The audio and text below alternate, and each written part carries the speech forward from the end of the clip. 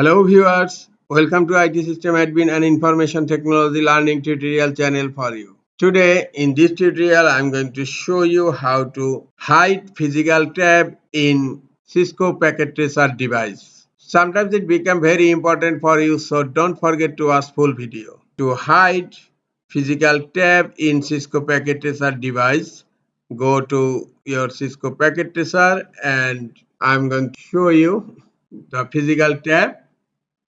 Click on network device and select a device. Now open the device and this one the physical tab. In physical tab you can easily change the hardware. Now I am going to show you how to hide this physical tab.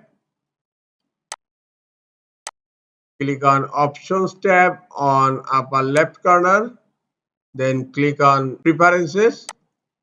Here you will find a tab show and hide. Click on show and hide tab. The first option is hide physical tab and by default is deselected. That means physical tab is visible. Just click here to hide physical tab. Now physical tab is hidden.